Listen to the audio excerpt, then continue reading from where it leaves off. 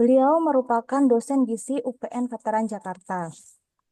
Yang kami hormati Ibu Ratih Wirapuspita Wisnuwardani SKM MPH PhD selaku pemateri kita hari ini sekaligus Ketua Ikatan Ahli Gizi Kesehatan Masyarakat Indonesia Perwakilan Kalimantan Timur. Ketua Divisi Pengembangan Kurikulum Pendidikan, Profesi, dan Pelatihan IPTKMI Regional Tengah 2. Beliau merupakan salah satu dosen bidang gizi pada Fakultas Kesehatan Masyarakat Universitas Mula Warman. Yang kami hormati Bapak Profesor Dr. Iwan M. Ramdan, SKP MKes, selaku Dekan Fakultas Kesehatan Masyarakat Universitas Mula Warman. Yang kami hormati Ibu Nurul Afiyah, SGZ MKes, selaku Kaprodi S1 Gizi Fakultas Kesehatan Masyarakat Universitas Mula Warman, serta yang berbahagia seluruh peserta dan hadirin nutrition webinar yang pertama dari Prodi S1 Gizi Fakultas Kesehatan Masyarakat Universitas Mula Warman. Untayan syukur tak terkira kepada Allah Subhanahu wa Ta'ala, Tuhan Yang Maha Esa, yang telah memberikan limpahan rahmat, kesehatan, keselamatan, dan karunia kepada kita semua. Sehingga kita dapat hadir hari ini, Selasa 19 November 2024, pada acara Nutrition Webinar yang pertama dengan bertemakan Pangan Lokal, Kunci Menuju Sustainable Diet, yang diselenggarakan oleh Program Studi S1 Gizi Fakultas Kesehatan Masyarakat Universitas Mula Warman. Selawat serta salam, marilah senantiasa kita sanjungkan kepada junjungan kita, Nabi besar Muhammad SAW, yang selalu kita tunggu syafaatnya hingga hari akhir nanti. Agar acara ini dapat berjalan dengan hikmat, marilah bersama kita buka acara ini dengan mengucapkan bacaan basmalah. Bismillahirrahmanirrahim. Sebelum memulai acara, perkenankan saya Karera Aryatika selaku MC pada pagi hari ini untuk membacakan susunan acara kegiatan. Yang pertama adalah pembukaan, kedua adalah sambutan Dekan Fakultas Kesehatan Masyarakat Universitas Mula Warman, yang ketiga sesi foto bersama, yang keempat pretest, kemudian dilanjutkan acara inti yaitu pemaparan materi oleh pemateri pertama dan pemateri kedua yang dipandu oleh moderator, kemudian ada diskusi dan tanya jawab, lalu ada penyerahan sertifikat kepada pemateri, pengisian post-test dan presensi, dilanjutkan dengan penutup. Acara selanjutnya adalah pemberian sambutan. Sambutan akan disampaikan oleh Bapak Dekan Fakultas Kesehatan Masyarakat Universitas Mula Warman kepada Bapak Profesor Dr. Iwan M. Ramdan SKP MKes, kami persilahkan. Baik, terima kasih. Mudah-mudahan suara saya jelas ya. Assalamualaikum warahmatullahi wabarakatuh. Selamat pagi dan salam sejahtera untuk kita semua. Alhamdulillahirrabbilalamin. Wassalatu wassalamu ala asrofil anbiya'i wal mursalin wa ala alihi washabihi ajmain. Saya ucapkan terima kasih dan selamat kepada program studi gizi FKM Unmul yang telah eh, menyelenggarakan atas terselenggaranya acara webinar series ya pertama dengan tema yang cukup menarik yaitu pangan lokal kunci menuju sustainable diet ya. Eh, saya selaku pimpinan di Fakultas Kesehatan Masyarakat menyambut baik agenda rutin yang diselenggarakan oleh Prodi Gizi ini dan saya berharap mudah-mudahan bisa juga diikuti oleh program studi yang lainnya atau peminatan lainnya, karena ini adalah agenda yang sangat menarik sekali. Telah hadir bersama kita para pemateri yang sangat kompeten, antaranya ada Pak Muhammad Nur Hasan, kemudian ada Ibu Ratih Wirapuspita Wisnuwardani. Terima kasih telah hadir untuk berbagi ilmu dengan kita semua. Jadi saya sekali lagi mengucapkan selamat ya atas terselenggaranya webinar ini dan mudah-mudahan bisa berlanjut dan konsisten begitu ya. Kepada seluruh peserta webinar saya ucapkan selamat mengikuti, semoga dapat mengambil manfaat sebanyak-banyaknya. Ini saya lihat partisipannya cukup banyak ya. Ini adalah salah satu prestasi dari Prodi Gizi. Baik, tanpa ingin berpanjang lebar, marilah kita buka bersama-sama acara nutrition webinar pertama ini dengan mengucapkan Bismillahirrahmanirrahim. Mungkin itu aja yang bisa saya sampaikan pada seluruh panitia. Selamat ya, dan saya mohon maaf tidak bisa mengikuti acara ini sampai tuntas karena masih ada agenda lain di antaranya menguji skripsi ini di ruang sebelah. Terima kasih. Saya akhiri wabillahi taufiq walhidayah. Assalamualaikum warahmatullahi wabarakatuh. Selamat siang dan salam sejahtera untuk kita semua. Kami ucapkan terima kasih kepada Profesor Dr. Iwan M. Ramdan SKP MKes untuk sambutannya. Selanjutnya adalah sesi foto bersama.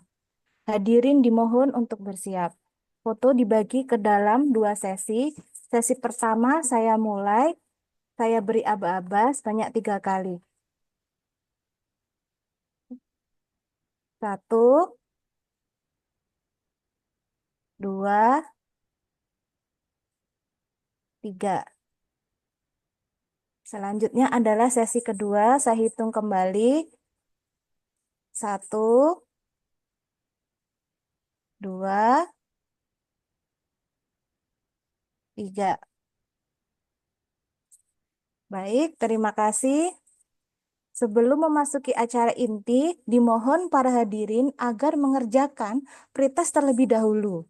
Link pretest sudah Saya live panitia. ya duluan, Bu Rere dan Baik, teman-teman. Prof. Terima Assalamualaikum. kasih atas kehadirannya. Ya, saya ulang sekali lagi. Sebelum memasuki acara inti, dimohon para hadirin agar mengerjakan pretest terlebih dahulu. Link pretest sudah panitia kirimkan melalui chat Zoom. Silahkan untuk dicek terlebih dahulu. Apabila sudah tersedia, maka pretest akan segera dimulai. Sudah tersedia? Oke. Pretest.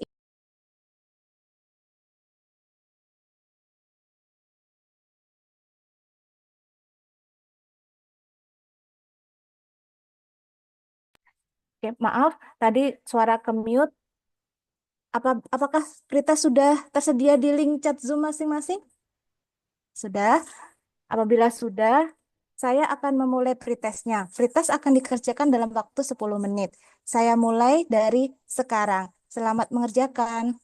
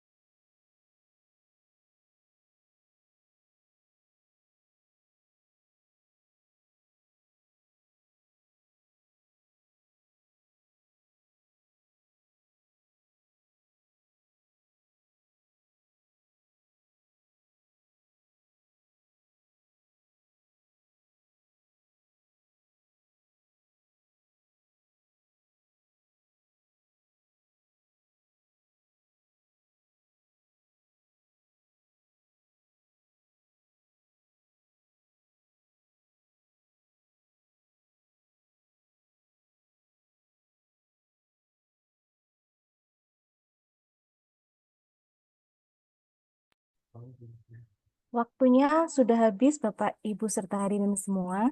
Silahkan menutup link pretest yang sudah dikerjakan.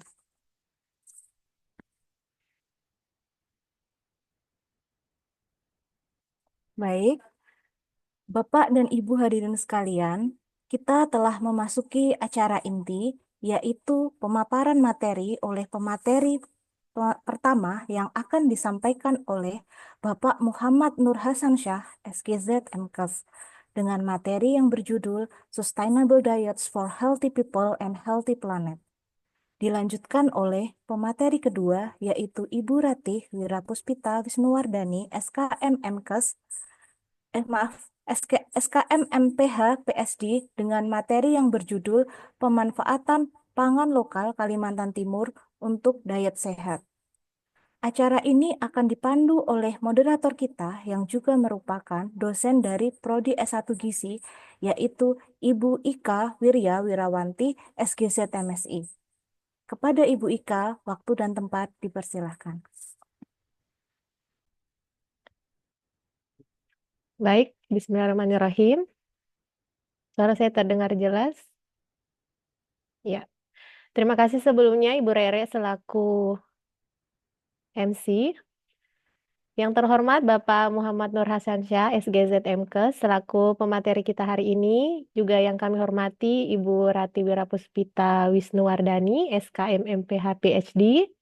Yang kami hormati Dekan Fakultas Kesehatan Masyarakat Universitas Mula Warman, Bapak Profesor Dr. Iwan M. Ramdan, SKP MKes, beserta jajaran.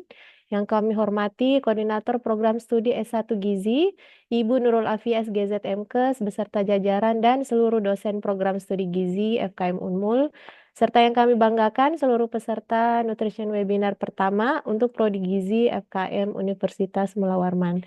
Assalamualaikum warahmatullahi wabarakatuh. Dan selamat pagi, Waalaikumsalam warahmatullahi wabarakatuh. Dan selamat pagi Bapak Ibu serta teman-teman sekalian. Alhamdulillahirobbil alamin. Puji syukur kita panjatkan kepada Allah Subhanahu wa taala, Tuhan yang Maha Esa yang telah memberikan rahmat, kesehatan, keselamatan dan karunia kepada kita semua sehingga hari ini kita dapat berkumpul dalam Zoom ini untuk mengikuti kegiatan Nutrition webinar pertama presented by Prodi S1 Gizi FKM Unmul dengan tema kita yaitu pangan lokal, kunci menuju sustainable diet. Tak lupa salawat serta salam semoga senantiasa tercurahkan kepada junjungan kita Nabi Muhammad Sallallahu Alaihi Wasallam.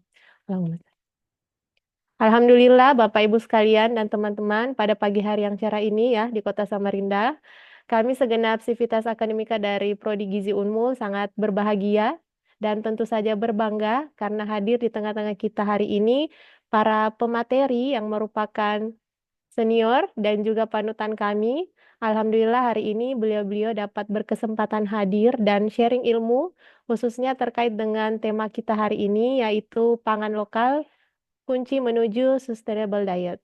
Bagaimana kabarnya Pak Anca dan Ibu Rati? Alhamdulillah baik Kak. Alhamdulillahirabbil alamin. Baik, Bapak Ibu sekalian, jadi insya Allah pada pagi ini para pemateri kita akan membahas materi terkait sustainable diet dan kaitannya dengan pemanfaatan pangan lokal di Kalimantan Timur. Yang sebagaimana kita ketahui bahwa sustainable diet itu sendiri atau pola makan berkelanjutan, yaitu pola makan yang tidak hanya mengutamakan kesehatan individu, tetapi sekaligus menjaga kelestarian lingkungan. Untuk sesi materi ini, sebagai pemateri pertama, Bapak Muhammad Nur Hasansyah akan memaparkan materi terkait Sustainable Diet for Healthy People and a Healthy Planet selama kurang lebih 30 menit. Baru kemudian dilanjutkan dengan materi kedua oleh Ibu Rati Wirapuspita terkait pemanfaatan pangan lokal Kalimantan Timur untuk diet sehat. Juga selama kurang lebih sekitar 30 menit, baru setelah itu kami buka sesi diskusi dan tanya jawab. Selama materi berlangsung, kami mohon para peserta, Bapak Ibu sekalian untuk dapat melakukan mute mikrofon dan on pada kamera. Dan sebelum kita menyimak materi pertama, izinkan saya untuk membaca CV beliau terlebih dahulu. Bapak Muhammad Nur Hasansyah sebagai seorang registered nutritionist, lecturer, sociopreneur, researcher, dan leader. Beliau menyelesaikan pendidikan di Universitas Hasanuddin, S1 dan S2 beliau dengan Prodi Gizi. Untuk posisi sekarang beliau merupakan Council Member of Southeast Asia Public Health Nutrition Network. Kemudian beliau juga merupakan chairman dari Ikatan Sarjana Gizi Indonesia atau ISAGI, founder dari Makan Baik, a social project, direktur PT Karya Digital Sehat Utama, komisioner PT Gizi Pangan Kompetindo dan PT LSP Gizi Dietetik, dan lecturer, dosen dan peneliti di Universitas Pembangunan Nasional Veteran Jakarta. Beliau telah terlibat dalam banyak proyek dan penelitian, juga telah menerbitkan beberapa buku yang bisa Bapak Ibu lihat di screen ya, termasuk telah menerima beberapa grant dan achievement prestasi. Dan yang terakhir pada tahun 2023 sebagai Young Nutrition Leader Award by Federation of Asian Nutrition Societies atau FANS in Asian Congress of Nutrition. Untuk publikasi beliau, jika teman-teman mau melihat bisa diakses melalui Google Scholar, Orchid ID dengan GSH Index 8, Scopus H Index 1. Ini dapat dilihat di screen beberapa publikasi dari beliau. Baik, tanpa berlama-lama lagi Bapak Ibu sekalian, mari kita simak pemaparan materi pertama oleh Bapak Muhammad Nur Hasansyah. Kepada Bapak, waktu dan layar dengan hormat kami persilahkan.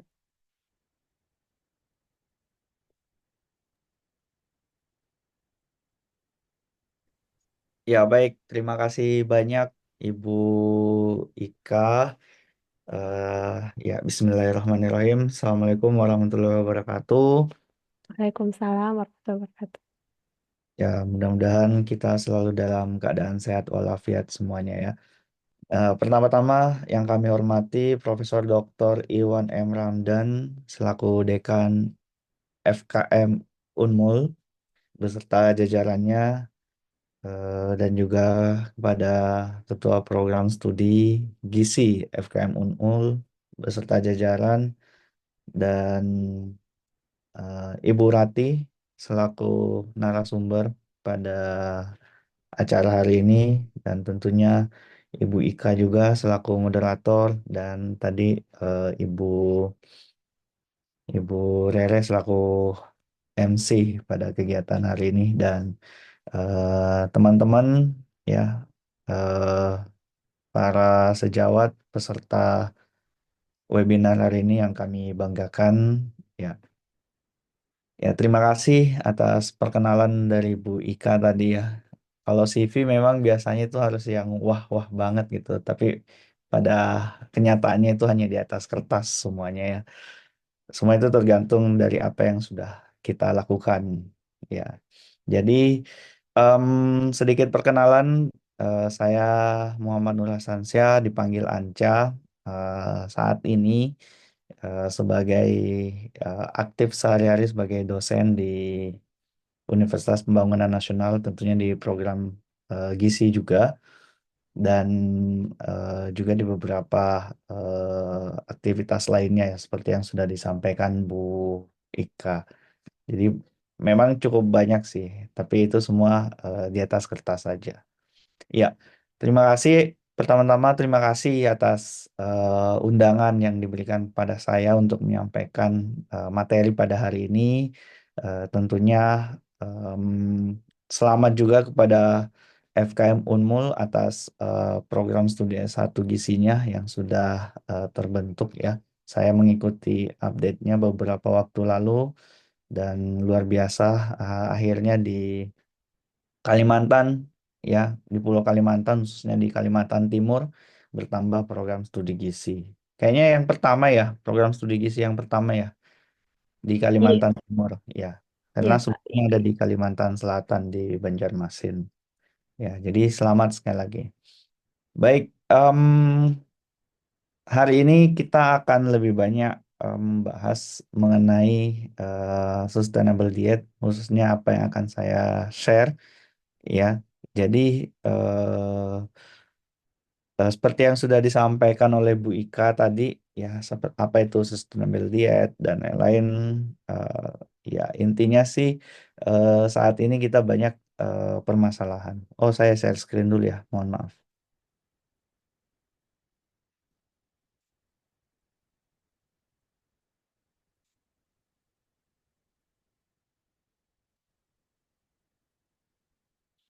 Iya. Hmm.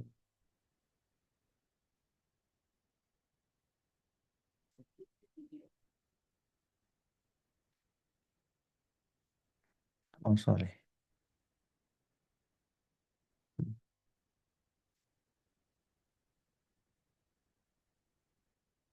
Oh, sudah ya.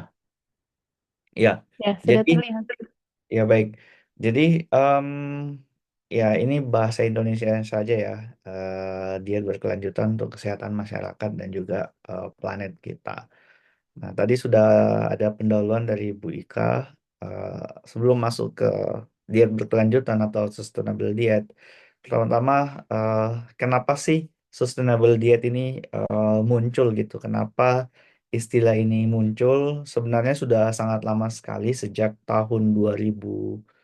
em, Ya, mungkin kalau sepemahaman saya, pada tahun 2014 itu ada The Second International Conference of Nutrition di Roma pada waktu itu, membahas bagaimana agenda agenda gizi selama 10 tahun ke depan sampai tahun 2025 ini. Dan salah satu hal yang diungkit pada saat itu adalah dampak dari perubahan lingkungan. Sehingga perubahan lingkungan inilah yang ditakutkan akan mempengaruhi masalah gizi. Salah satu yang diusulkan pada waktu itu bagaimana kita menyusun sustainable diet untuk mengantisipasi perubahan lingkungan. Nah, sebenarnya ini vice versa ya, antara perubahan lingkungan ke diet, kemudian diet juga ke perubahan lingkungan. Nah, yang akan kita bahas di sini sebenarnya bagaimana dampak dari diet itu sendiri ke lingkungan. Ya, jadi sebenarnya di dunia ini secara global ada berbagai macam permasalahan ya, eh, yang muncul kita bagi menjadi empat pokok besar. Yang pertama itu mengenai inflasi ekonomi, di mana hampir semua negara itu apa namanya mengalami krisis ekonomi, inflasi, kemudian tingkat pengangguran yang tinggi, dan tentunya ini berdampak pada ketidakstabilan ekonomi. Nah, kemudian berkaitan dengan ketahanan pangan. Nah, ketahanan pangan ini em, ya banyak disebabkan oleh kondisi-kondisi yang tidak menentu ya. Salah satunya juga mungkin karena adanya apa namanya ketidakstabilan pasokan pangan, di mana ada terjadi perang, kemudian negara yang membatasi ekspor impor dan seterusnya, sehingga ini juga berdampak pada kondisi kelaparan. Masalah yang ketiga, kondisi global kelaparan sehingga menyebabkan masalah kekurangan gizi dan seterusnya. Nah, di samping semua itu ada kondisi memang yang ini muncul secara tidak secara tiba-tiba ya, secara perlahan, yang awalnya kita hanya oh ini biasa saja, hanya kondisi alam, lama-kelamaan kita merasa wah ternyata apa yang dilakukan oleh manusia itu berdampak pada perubahan iklim. Ya, perubahan iklim inilah yang merupakan salah satu permasalahan global yang memang dampaknya kepada lingkungan itu cukup signifikan. Jadi ancaman yang signifikan terhadap kesejahteraan manusia, khususnya berkaitan dengan lingkungan. Jika kita lihat tantangan perubahan iklim ini berkaitan dengan perubahan pola cuaca, kemudian kenaikan suhu, frekuensi bencana alam, ya misalnya kekeringan ataupun banjir, ya tentunya ini mengancam produktivitas pertanian kita, di mana pertanian itu salah satu sumber kehidupan, dan ini akan berdampak juga ke harga pangan dan mengurangi akses ke makanan yang bergizi. Sehingga kenapa perubahan iklim ini ada kaitannya dengan tadi ada akses ke pangan yang bergizi. Nah, perubahan iklim ini juga mempengaruhi kelompok masyarakat seperti petani, perempuan, dan juga low economy status society ya, sehingga mereka akan sulit beradaptasi terhadap harga pangan ataupun penurunan hasil pangan. Nah, di samping itu, uh, sebenarnya perubahan iklim ini juga terjadi karena sistem pangan yang yang saat ini itu tidak sustainable, sehingga menyebabkan emisi gas rumah kaca atau gas house apa namanya emisi gas rumah kaca, di mana pertanian yang ada saat ini tuh menggunakan model yang memang mempengaruhi menyebabkan emisi, sehingga ya mempengaruhi perubahan iklim. Nah, selain itu eh, pertanian yang ada kita juga ini sistem sistem pangan kita ini juga eh, berfokus pada apa namanya peternakan dan hewani, sehingga itu berdampak pada kerusakan lingkungan dan hilangnya keanekaragaman hayati.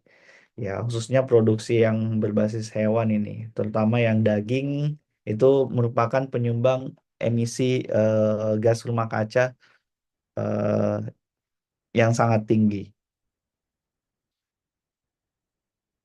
Kemudian, ya, beberapa dampak lain juga, ya seperti tadi yang disebutkan bahwa sistem pangan menyumbang emisi gas rumah kaca, dan produksi pangan yang berbasis hewan tadi ini dampak lingkungan signifikan, termasuk bagaimana eh, apa namanya pangan yang berbasis hewan ini eh, membuat kawasan hutan itu semakin sempit, semakin sedikit, dan ini membutuhkan ya konsumsi air yang cukup banyak itu.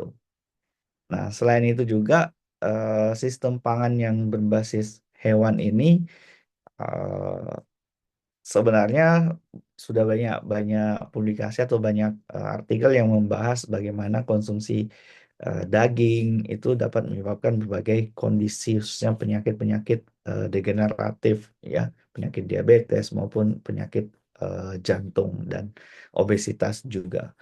Jadi di sini em, memang pada prinsipnya kita membutuhkan diet yang lebih baik, diet yang berkelanjutan. Nah, seperti apa diet yang berkelanjutan itu?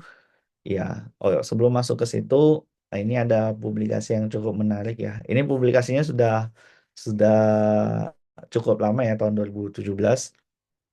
Di situ menyampaikan bahwa sebenarnya ada vice versa ya, hubungan timbal balik antara lingkungan, kondisi alam dan juga kondisi pertanian, sistem pertanian. Jadi di sini ada beberapa dampak yang bisa kita lihat selain tadi, selain em, apa namanya bagaimana sistem pangan itu mempengaruhi perubahan iklim. Nah, sistem pangan yang ada juga itu sebenarnya dapat mempengaruhi biaya kesehatan yang lebih tinggi seperti itu. Jadi kita sampai saat ini masih mencoba berbagai formulasi bagaimana sistem pangan yang baik, sistem pangan yang berkelanjutan sehingga dapat mengurangi dampak-dampak yang negatif seperti itu. Nah, em, dalam beberapa kesempatan yang membahas tentang eh, sustainable diet atau diet berkelanjutan, itu mengatakan bahwa diet berkelanjutan merupakan pola makan yang mana pola makan tersebut pada prinsipnya memiliki dampak yang rendah ya, cukup rendah dan mendukung ketahanan pangan. Ya, dampak yang rendah ini terhadap lingkungan, baik itu kerusakan lingkungan maupun perubahan-perubahan lain yang terjadi. Dan tentunya ini akan signifikan mendukung bagaimana pemenuhan gizi untuk generasi saat ini maupun yang akan datang. Em, untuk diet berkelanjutan itu sendiri, saat ini dikembangkan berbagai macam model ya. Banyak yang mengaitkan diet yang berkelanjutan ini dengan berfokus pada plant diet atau diet yang berbasis tumbuhan. Jadi mengedepankan keanekaragaman hayati serta ekosistem. Karena kalau diet yang berbasis eh, apa tadi hewan atau biasa kita sebut animal source food itu memang memiliki dampak negatif yang cukup besar sehingga eh, secara bertahap pelan pelan-pelan sedikit demi sedikit pola pola makan itu digiring atau dibawa ke diet yang berbasis eh, tumbuhan. Jadi plenty diet tuh. Nah, sebenarnya ada beberapa faktor ya yang mempengaruhi kenapa kenapa eh, kita eh, harus untuk lebih ya eh, eh, faktor yang mempengaruhi sustainable diet itu sendiri ya. Jadi di sini ada faktor yang secara struktur, kemudian ada faktor yang faktor tidak langsung lah dan faktor langsung yang mempengaruhi. Jadi kalau kita lihat di sini ya, sustainable diet itu sangat berkaitan dengan adanya kebijakan ekonomi, khususnya makroekonomi. Nah, makroekonomi inilah yang menentukan bagaimana pola pangan, bagaimana pola pola ketersediaan pangan, ya, pola belanja di satu lokasi atau satu negara. Kemudian em, selain itu ya faktor budaya, faktor norma, adat istiadat juga ini sangat penting. Nah, sustainable diet juga dipengaruhi bagaimana marketing atau iklan dari sebuah makanan. Jadi ya semakin banyaknya sekarang produk-produk yang ya berbasis hewan yang diiklankan itu juga sangat mempengaruhi sustainable diet. Ya tadi yang seperti yang saya katakan juga bagaimana apa namanya sebuah negara bisa memperhatikan ketersediaan pangannya khususnya di daerah pinggiran itu akan mempengaruhi sustainable diet. Selain selain faktor-faktor yang struktur tadi, ini juga dipengaruhi oleh faktor individu itu sendiri ya, faktor intermediatnya, mulai dari psikososial, kemudian motivasinya, faktor awareness dan pengetahuannya, serta bagaimana sikapnya terhadap sustainable diet. Jadi bukan hal yang mudah untuk beralih ke sustainable diet ya, tapi ya secara bertahap kita menuju ke arah sana. Nah, termasuk juga sebenarnya bagaimana di Kalimantan Timur itu sendiri ya. Di Kalimantan Timur kalau kita lihat ya potensi untuk apa namanya? Untuk sustainable diet itu cukup cukup cukup cukup signifikan besarnya, cukup apa namanya, cukup besar ya potensinya karena di sana ya kalau kita lihat mulai dari ketersediaan keanekaragaman hayatinya cukup tinggi, kemudian ya ketersediaan pangan lokalnya juga cukup bagus sehingga itu perlu dikembangkan. Ada beberapa karakteristik yang perlu diketahui untuk sustainable diet itu atau diet berkelanjutan atau pola makan berkelanjutan. Ya, tentunya kita masih memperhatikan aspek gizinya. Ya, meskipun di di terminologi saat ini untuk diet berkelanjutan itu lebih memfokuskan ke makanan tumbuh-tumbuhan ya. Ya, jadi kayak buah-buahan, sayuran, kacang-kacangan, biji-bijian dan ya pokoknya yang berbasis tumbuhan. Ya, namun tidak melarang untuk konsumsi hewani ya. Jadi ya diutamakan memang yang tumbuh-tumbuhan ya dengan rendah konsumsi daging merah ataupun makanan olahan yang tinggi lemak trans dan additional sugar, gula tambahan itu dikurangi. Nah, ya, selain itu sebenarnya ada solusi yang bagus juga untuk hewan-hewan ini dengan meningkatkan konsumsi ikan ya, karena yang punya dampak emisi yang lebih besar itu adalah konsumsi daging merah atau yang berasal dari peternakan darat. Nah, tapi kalau yang laut sejauh ini dampaknya tidak terlalu besar sehingga itu yang bisa ditingkatkan. Kemudian selain gizi yang baik, karakteristik diet berkelanjutan itu adalah apa namanya environmental friendly ya. Misalnya mengurangi emisi gas rumah kaca, mengurangi penggunaan air yang berlebihan dan juga lahan yang besar. Makanya sekarang banyak itu menggunakan pertanian yang hidroponik tapi istilahnya apa ya? Ya menggunakan lahan yang terbatas seperti itu. Nah, ini mungkin ada sesinya atau ada expert yang lain yang bisa membahas. Tapi intinya diet berkelanjutan itu harus ramah lingkungan. Termasuk mengurangi dampak negatif dari penggunaan pupuk ya seperti nitrogen dan fosfor. Nah, karakteristik yang lainnya adalah bagaimana keanekaragaman hayati. Intinya mengedepankan ya keanekaragaman budaya dan ekosistem. Jadi tidak ada yang dikorbankan. Karena misalnya kalau kita lebih berfokus pada satu aspek saja, maka biasanya ada yang dikorbankan. Contohnya, misalnya kita melakukan pertanian ya, atau mau mengembangkan susu. Nah, di situ yang dikorbankan adalah lahan untuk hayatinya. Jadi keanekaragaman hayatinya akan terganggu, tidak seimbang, sehingga ini akan mempengaruhi.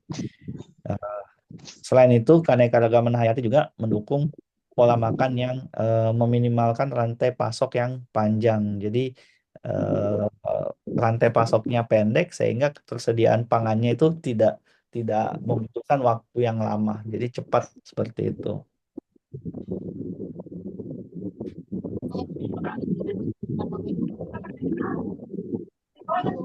Baik.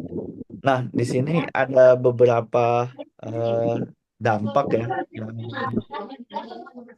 ada beberapa dampak dari diet berkelanjutan itu sendiri. Tentunya yang kita kita maksud di sini dampaknya adalah dampak yang positif, dampak yang memberikan efek yang positif dari diet berkelanjutan itu sendiri.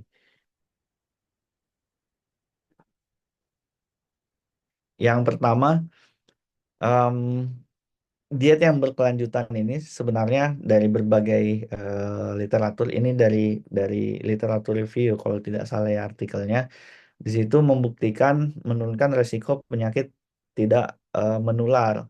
Ya, jadi konsumsi yang tumbuh-tumbuhan itu dapat menurunkan risiko dia obesitas. Kemudian diet berkelanjutan juga itu em, masih memungkinkan ya, masih memungkinkan apa namanya mengatasi kekurangan zat gizi mikro.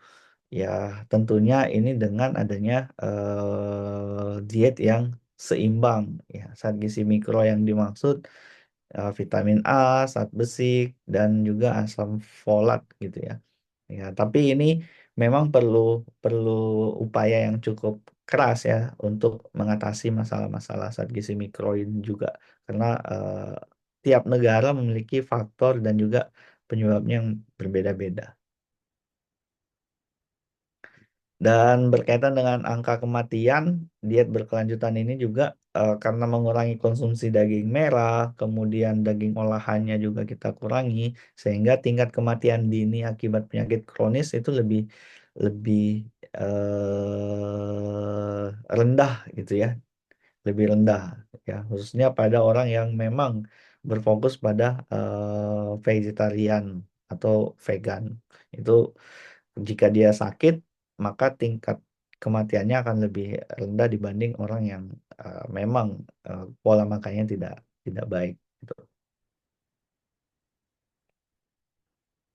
Nah, dengan adanya diet berkelanjutan juga, itu akan mengurangi em, tadi emisi gas, kemudian penggunaan lahan, penggunaan air yang berlebihan, ya, sehingga kita sangat menganjurkan untuk bagaimana semua masyarakat ataupun elemen individu itu mengadopsi diet berkelanjutan. Tapi memang ini bukan hal yang mudah karena kalau dilihat dari berbagai berbagai apa namanya berbagai presentasi yang membahas tentang diet berkelanjutan, kunci utama pelaksanaan diet berkelanjutan ini terletak pada kebijakan dari pemerintahnya. Jadi ekosistem kebijakannya itu yang harus dirubah. Karena tadi sekali lagi diet berkelanjutan itu berkaitan dengan kebijakan ekonomi makro.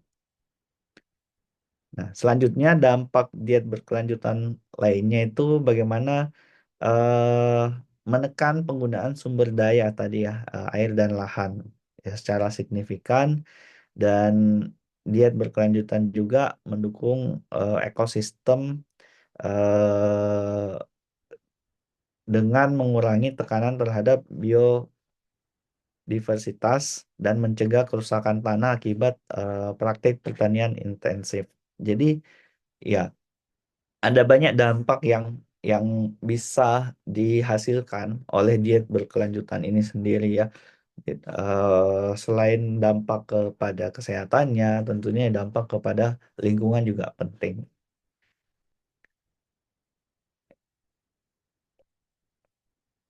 Nah, sehingga perubahan menuju pola makan berkelanjutan itu sesuatu yang harus dilakukan ya.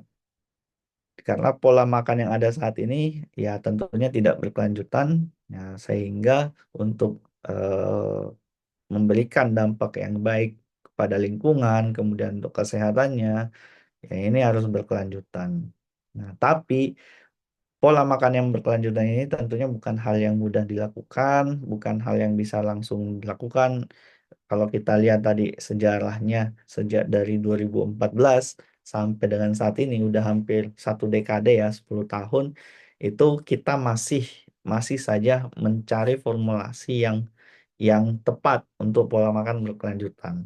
Dalam beberapa tahun terakhir ya, waktu kalau teman-teman ada yang sempat menghadiri Asia Congress of Nutrition 2019 di Bali, di situ kita sudah mulai membahas bagaimana em, membuat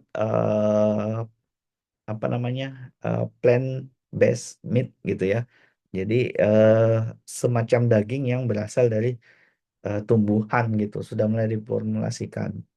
Kemudian kemarin bulan lalu saya ke mengikuti International Conference of Food Science and Technology, itu dibahas lagi. Jadi setelah 5 tahun dibahas lagi bagaimana mengedepankan diet yang berbasis tumbuhan. Meskipun itu masih pro dan kontra ya, karena masih banyak yang beranggapan juga kalau kita mengorbankan salah satunya itu artinya ada zat gizi yang tidak tercukupi ya, khususnya zat gizi mineral yang memang berasal dari hewani.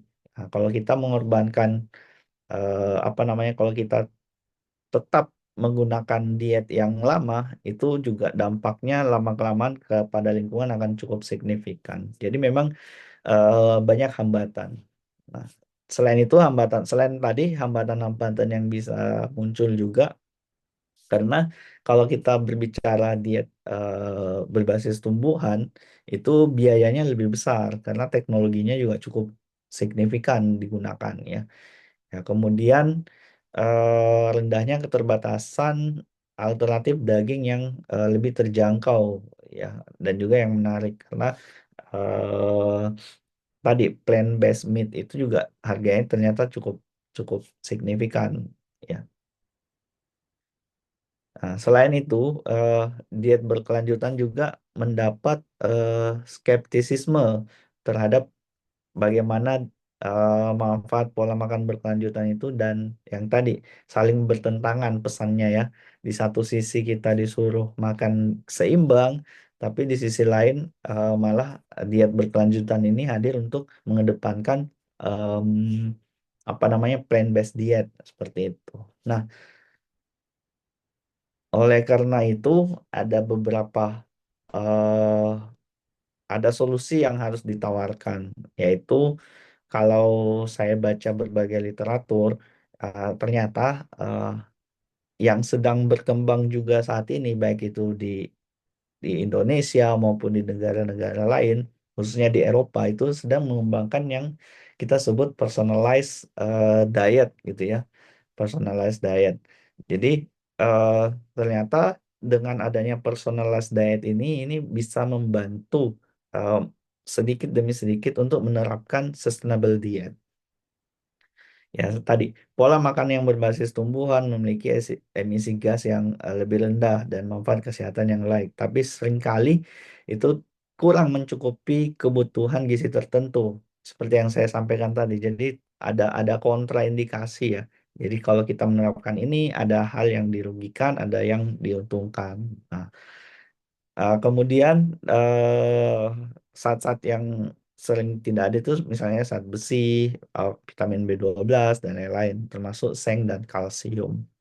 Nah, sehingga pola makan berkelanjutan yang dipersonalisasi atau kita sebut personalized diet, personalized sustainable diet, ini dapat ya mempertimbangkan kebutuhan gizi individu dan eh, preferensi eh, budaya, sehingga penerimaan dan efektivitasnya lebih baik.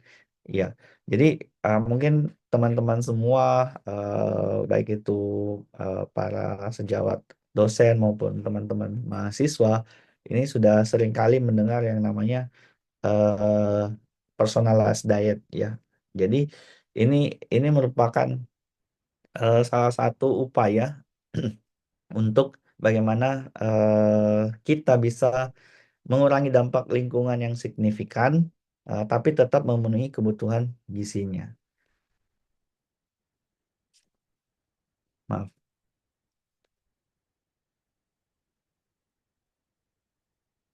Oke.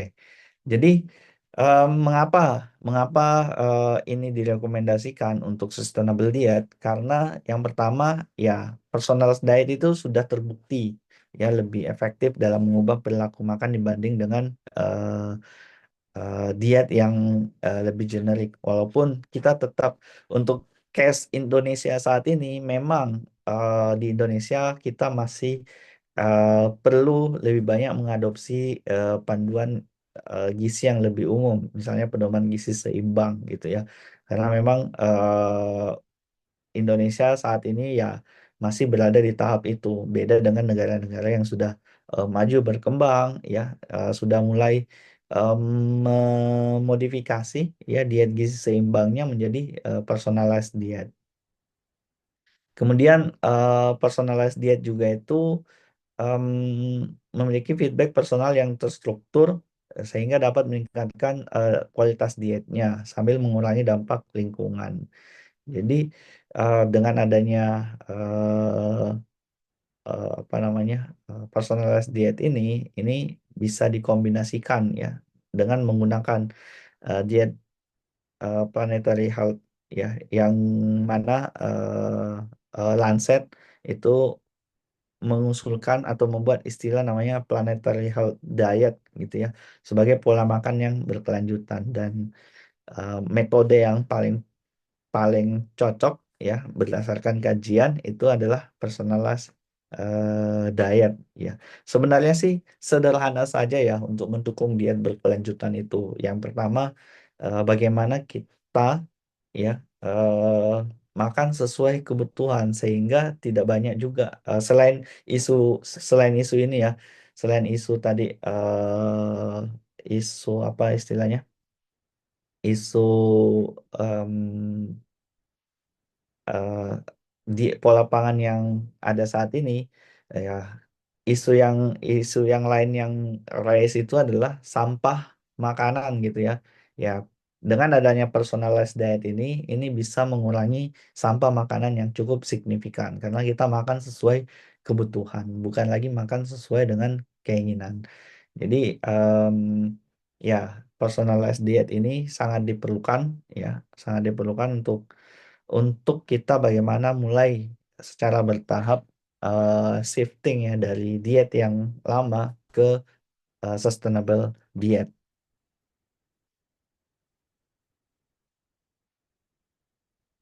Ya, baik. Jadi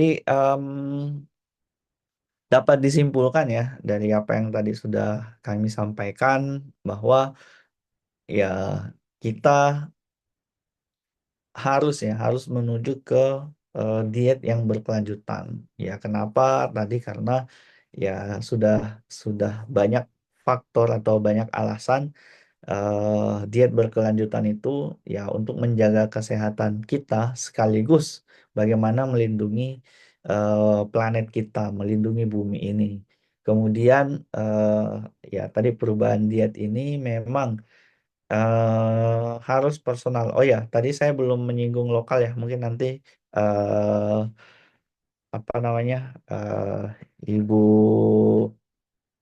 Ratih yang akan banyak membahas tentang lokal. Tapi dalam personalized diet juga selain personal itu sebenarnya mengedepankan lokal aspek ya. Jadi bahan-bahan lokal yang digunakan untuk dikonsumsi sehingga tidak terlalu banyak tadi rantai pasok yang cukup panjang gitu ya.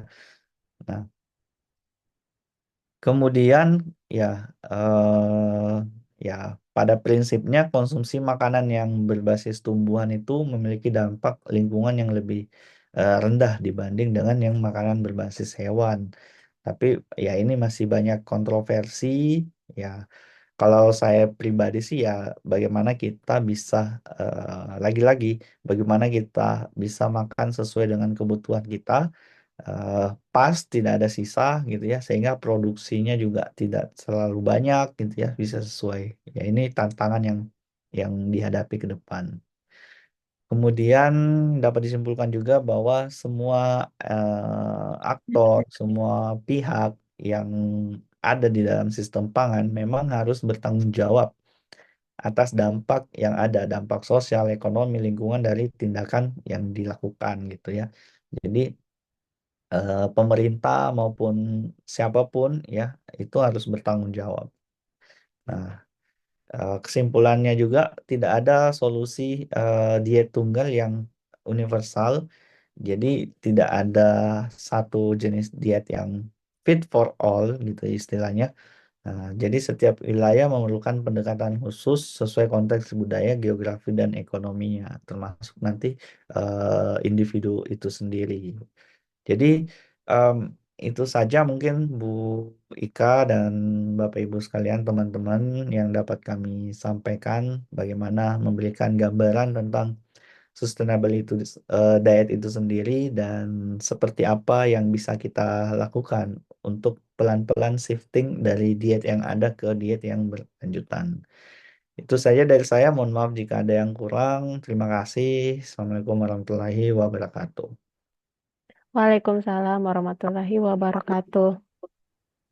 Alhamdulillah, terima kasih banyak Pak Anca atas materi yang telah disampaikan.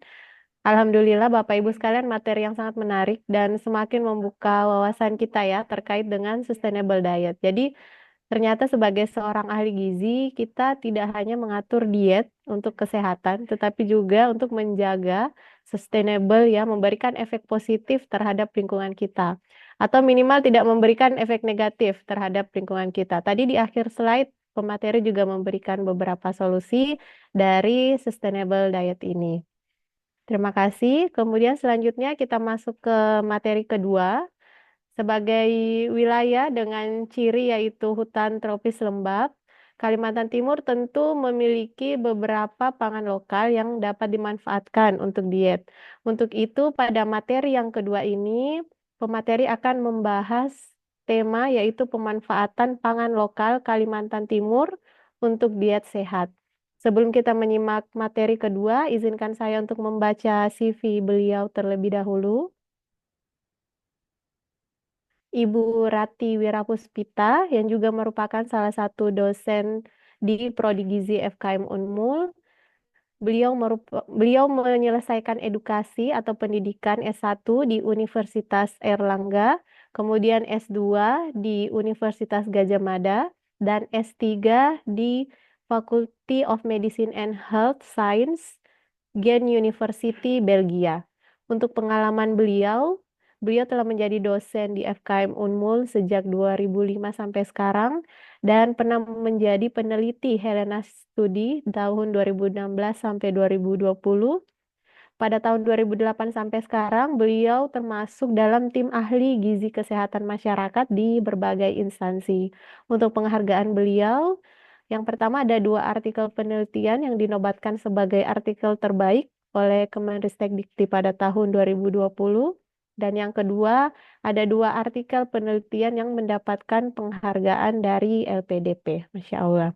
Tanpa berlama-lama lagi, Bapak Ibu sekalian, mari kita simak pemaparan materi kedua oleh Ibu Rati Wirapuspita. Kepada Ibu, waktu dan layar dengan hormat kami persilahkan.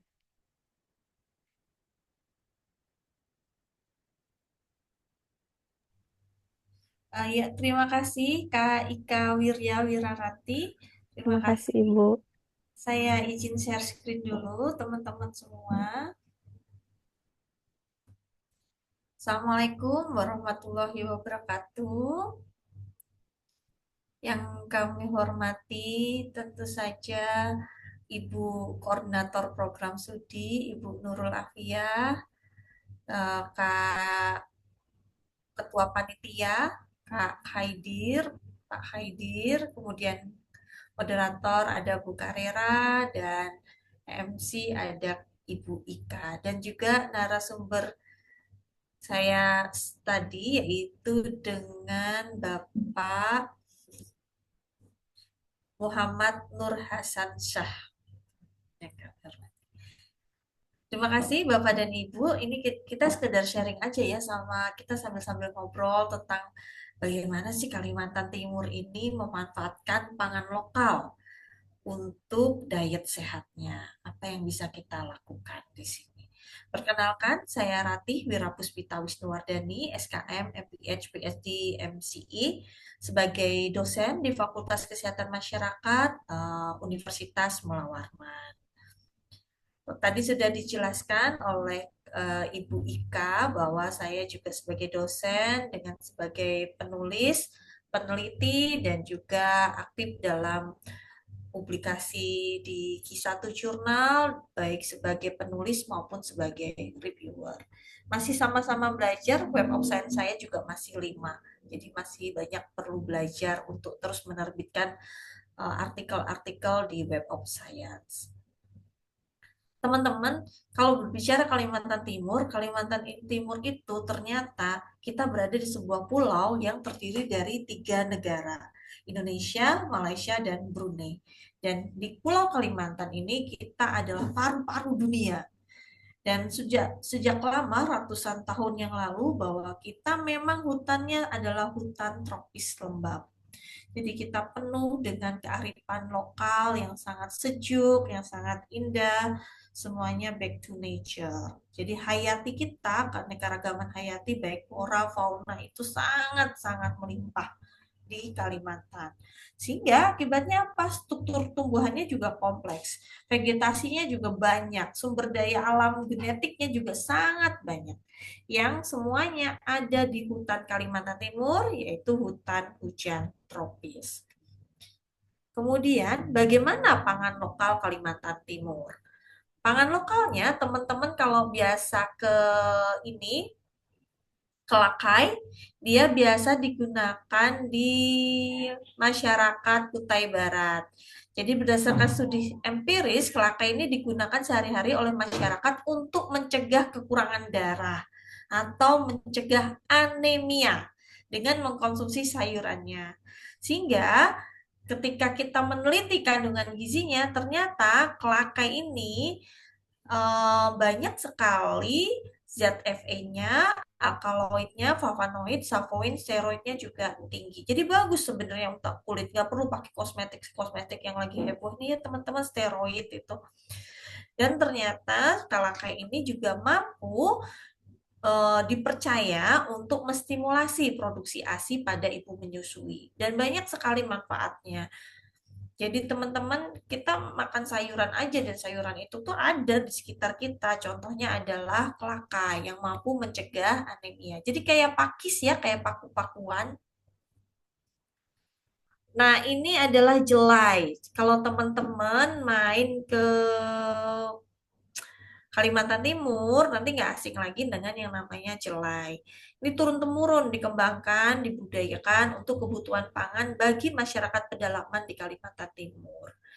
Jelai, kalau bahasa Dayaknya namanya lore, merupakan tanaman golongan famili Graminea. Jadi seperti gandum sebenarnya, mirip ya, mirip gelagah, tingginya sampai 3 meter.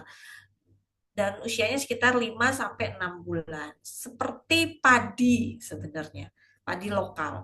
Jika dibandingkan dengan gandum, karena ini termasuk karbohidrat, teman-teman, jelai ini kandungan fosfor sama besinya lebih tinggi. Dan kandungan lemaknya 2 kali lipat lebih banyak. Protein, vitamin B kompleksnya juga sangat bagus, lebih tinggi daripada beras.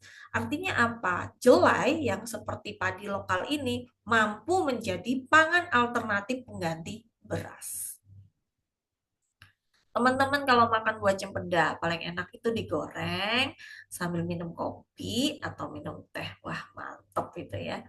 Bagi teman-teman di Kalimantan Timur, ini namanya daging buah cempedak. Kalau misalnya, iya kan kalau digoreng tuh walaupun sama bijinya tetap bisa digoreng, dikasih tepung, gula, garam. Itu jadi camilan bareng sama minum teh dan kopi kalau di Kalimantan Timur. Bijinya, kalau nggak suka dagingnya, bijinya dapat digoreng, direbus, dibakar. Jadi modelnya kalau orang Jawa bilangnya beton. Kalau di sini dari biji cempedak. Dikasih sedikit garam, wah enak banget itu. Tapi sebenarnya selain dagingnya, bijinya ada juga kulit batang cempeda yang ternyata senyawa flavonoidnya sangat baik untuk antioksidan. Makanya teman-teman kalau di Kalimantan Timur sering mendapatkan mandai atau dami.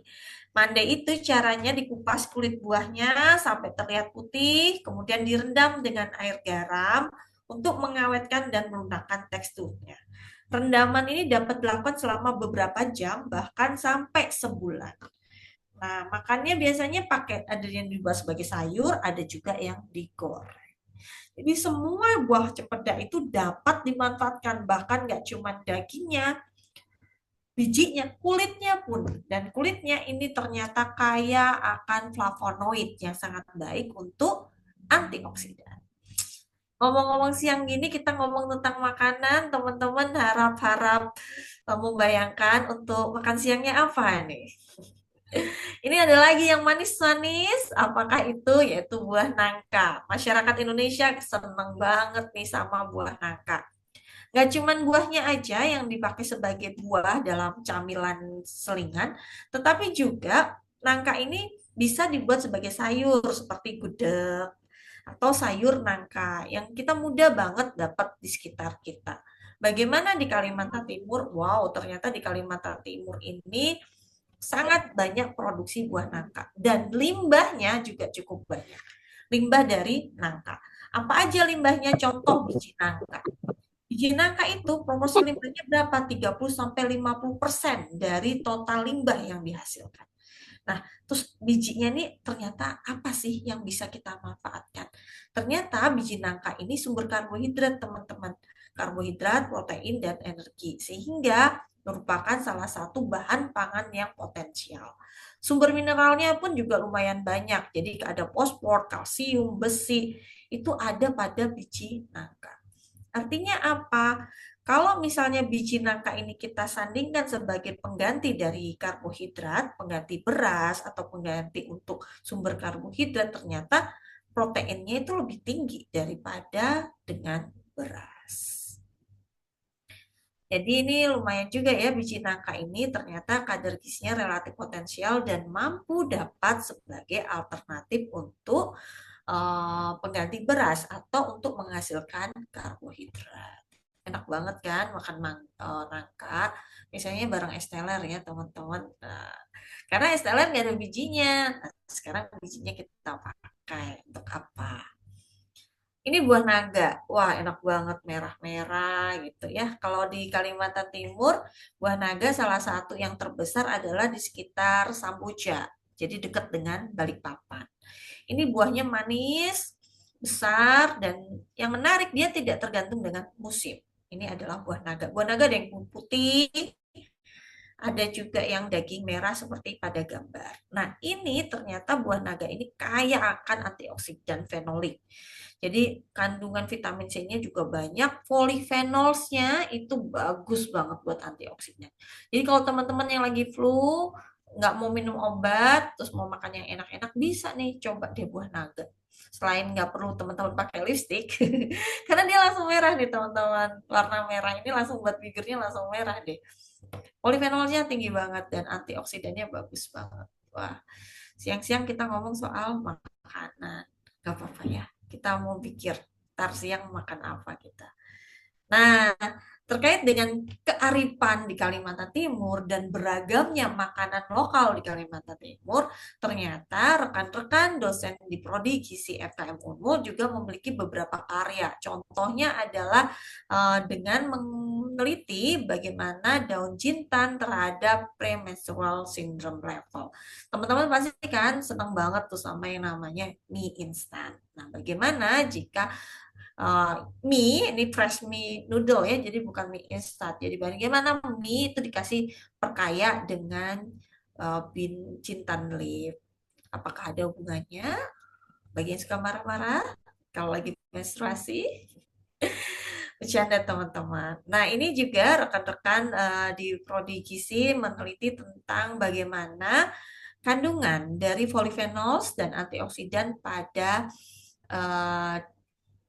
bawang dayak ya. Ini bawang dayak. Ternyata banyak banget polyphenols dan potensi yang bisa digunakan sebagai antioksidan dan anti-inflammation dari bawang daya. Selain itu ada kulit batang bajaka yang pernah viral beberapa tahun sebelumnya. Ternyata ini juga menjadi sebuah hal yang diteliti oleh para dosen di Prodi Gizi FKM Unmu. Dan karya buku yang saya presentasikan di sini sebenarnya itu merupakan salah satu chapter di buku ajar teknologi pengembangan pangan hutan tropis lembab yang diajarkan oleh rekan-rekan di dosen Prodi Gizi. Nah, berbicara mengenai kita udah tahu nih makanan sehat dan ada di sekitar kita. Terus bagaimana diet sehat kita? Diet sehat kita ternyata sangat simpel, teman-teman. Jadi, setengah makanan kita itu harus ada sayur dan buah. Setengahnya lagi apa? Setengahnya makanan pokok, baru lauk pauk. Itu sebenarnya. Nah, kalau berbicara berarti makan kalau cuma nasi sama lauk doang termasuk diet sehat nggak? Enggak. Karena nggak ada sayur, nggak ada buah. Terus gimana kalau misalnya belanja jajan hari ini makanannya misalnya sate ayam, kan cuma ada lontong sama ayam. Nggak apa-apa teman-teman, nikmatilah sate ayamnya. Nah nanti setelah 2 jam makan sate ayam, jangan lupa makan sayur dan buah. Selalu selipkan buah dan sayur itu sebagai 50% dari asupan harian kita setiap hari. Bayangin teman-teman, 50% itu sayur dan buah. Terus ini sekali lagi saya ingatkan, selain membicarakan kita tentang makanan, ternyata diet yang sehat itu juga harus cukup minum air putih 8 gelas sehari. Mencuci tangan sebelum makan dengan air mengalir dan sabun. Dan juga harus membatasi gula, garam, dan minyak. Sekarang kita banyak di sekitar kita adalah makanan-makanan yang praktis. Contoh aja adalah ultra processed food, makanan yang serba instan, yang langsung dapat dengan mudah kita masak dan kita sajikan. Itu ternyata rekan-rekan garamnya lumayan tinggi. Jadi bagi rekan-rekan sebaiknya mari kita kembali kepada makanan fresh food, makanan segar, makanan yang benar-benar dari hasil alam tanpa menggunakan proses pabrik terlebih dahulu. Karena untuk pengawetan mereka akan menambahkan banyak garam. Nah, dikenal dengan ultra processed food. Ingat sekali lagi, makanan kedua setelah nasi itu harus sayur dan buah. Ya. Setengah porsi harian adalah sayur dan buah. Benar. Kenapa sih? Kok sayur buah dari tadi sebelumnya bicara sayur buah, Sustainable Development Goals. Terus ada apa sih di sayur dan buah? Sayur dan buah teman-teman kalau waktu SD itu kenal kan yang namanya vitamin, mineral yang berfungsi terus ada gambarnya polisi gitu. Nah, sebagai pengatur di dalam tubuh kita yaitu vitamin dan mineral.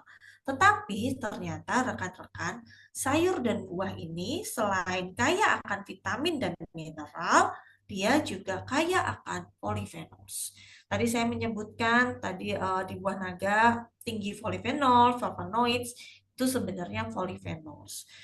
Jadi sebenarnya teman-teman kalau kita contoh aja makan apel ini. Sebenarnya apa sih yang ada di dalamnya apel ini?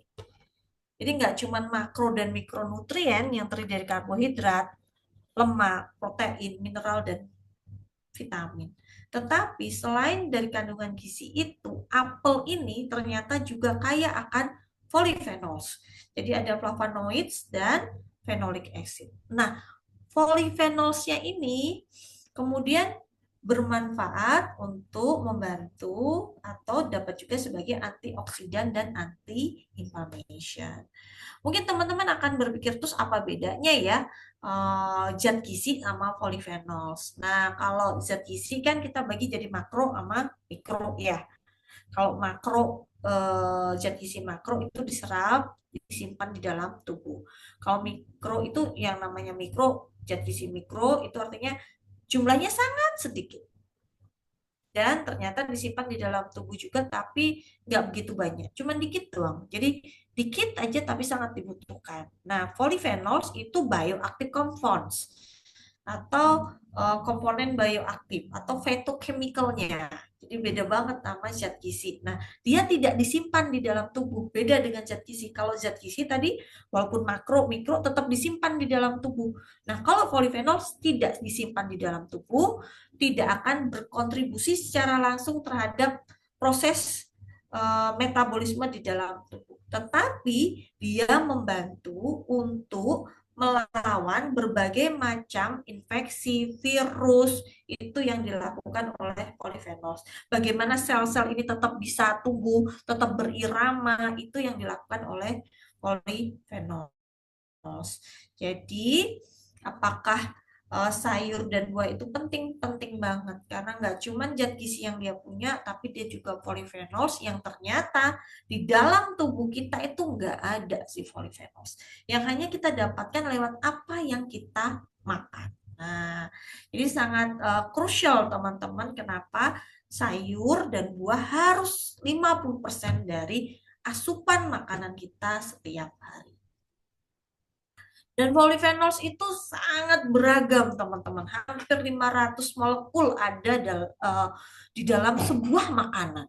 Tapi dia dibagi akhirnya menjadi 5 kelas yang paling gede, yaitu ada flavonoids, phenolic acid, stilbin, lignan, dan others polyphenols. Jadi ada lagi kelasnya kecil-kecil di situ. Karena sangat kompleksnya. Makanya karena bayangin aja satu apel lebih dari 500, wow.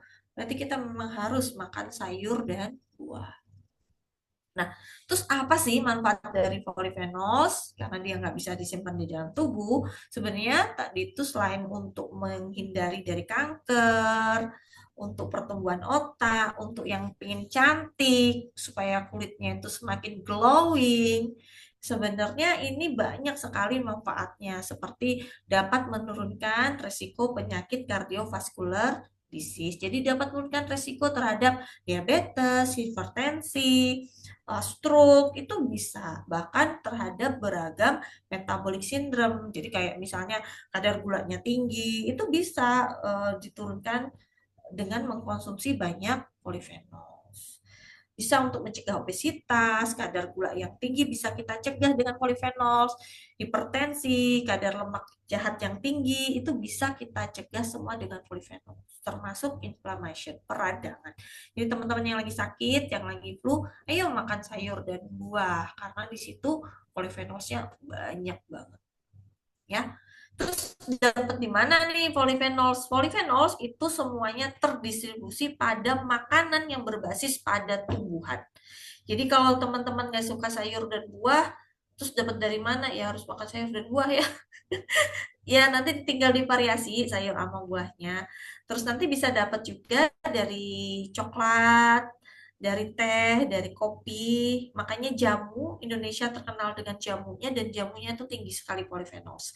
Makanan-makanan kita kayak misalnya rawon, rendang, itu kan bumbunya kaya sekali. Dan ternyata bumbu pada makanan Indonesia itu tinggi akan polyphenols.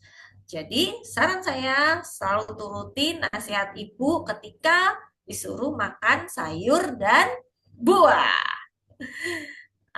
Kesimpulannya apa? Kesimpulannya kembali lagi diet yang sehat dengan memanfaatkan apa yang ada di sekitar kita, yaitu setengah ini harus sayur dan buah, di mana sayur proporsinya lebih besar daripada buah. Kemudian baru makanan pokok sama sayur sama. Jadi kalau di piring kita, makanan nasi kita itu harus sama dengan banyaknya sayur yang kita konsumsi. Kemudian baru buah-buahan dan lauk pauk. Selain makanan, kita dalam diet yang sehat di Kalimantan Timur ini yang teman-teman masih tidak begitu banyak galau dengan polusi, yang masih bisa memandang indahnya langit yang cerah. Jadi kalau kemarin sempat beberapa video beberapa tahun yang lalu bahwa beberapa kota sedang diselimuti oleh polusi udara. Alhamdulillah kita di Kalimantan Timur masih bisa menikmati indahnya birunya langit. Nah, oleh karena itu kita harus melakukan aktivitas fisik 30 menit sehari.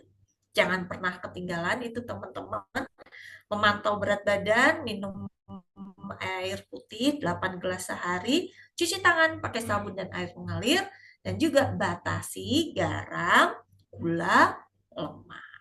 Ya teman-teman, ini pesan yang harus selalu perhatikan dalam diet sehat kita. Bagaimana kita menikmati hidup yang sangat indah ini dengan isi piring. Terima kasih, demikian presentasi dari saya. Teman-teman dapat juga menghubungi saya lewat email saya di rati@fkm.unmul.ac.id. Terima kasih Kak Ika. Wassalamualaikum warahmatullahi wabarakatuh. Waalaikumsalam warahmatullahi wabarakatuh. Terima kasih banyak Ibu atas materi yang disampaikan. Alhamdulillah materinya sangat menarik dan menambah wawasan kita, khususnya terkait pangan lokal Kalimantan Timur ya Bu. Ini bisa jadi pengetahuan baru juga untuk Bapak Ibu, teman-teman di luar Kalimantan Timur, dan sekaligus sebagai media promosi ya untuk keanekaragaman hayati yang ada di Kalimantan Timur.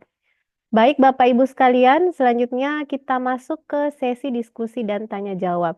Kami akan membuka sesi diskusi dan tanya jawab selama kurang lebih 30 menit. Bapak Ibu para peserta sekalian dapat menyampaikan pertanyaan secara langsung atau bisa juga melalui chat Zoom. Bagi yang ingin bertanya secara langsung bisa menggunakan fitur raise hand.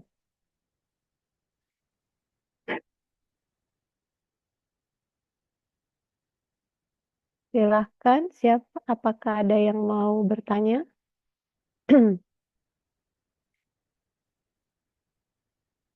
Oh, Izin Ibu, silahkan. mohon maaf saya belum bisa on cam. Perkenalkan, saya Revianti Maranitela dari Program Studi Gizi Fakultas Kesehatan Masyarakat Universitas Mula Warman. Mungkin pertanyaan saya lebih menjurus ke Ibu Rati. Kita ini kan tinggal di Indonesia yang tentunya beraneka ragam budaya. Nah, dalam suatu kebudayaan itu pasti adanya tabung makanan. Nah, tabung makanan ini kan bisa berdampak negatif untuk kecukupan gizi dalam tubuh kita. Nah, bagaimana sih Bu cara kita untuk memberikan pengertian bahwa tabung makanan itu dari segi untuk kecukupan gizi kurang baik, bisa berdampak buruk bagi kebutuhan gizi dalam tubuh kita. Karena kita nggak bisa berkata tidak boleh atau menolak suatu kebudayaan yang sudah menjadi turun-temurun di daerah tersebut. Jatuhnya nanti kita tidak menghargai kebudayaan tersebut. Atau mungkin ada cara lain, misalnya suatu budaya tabu terhadap makanan itu, suatu makanan yang mereka tabu itu, kita sebagai ahli gizi mencari alternatif lain dengan menggantikan makanan yang tabu dengan makanan lain yang kandungannya mungkin sama dengan makanan tabu tersebut. Terima kasih. Baik, terima kasih. Mungkin kami tampung dulu ya pertanyaannya. Untuk penanya selanjutnya kami persilakan.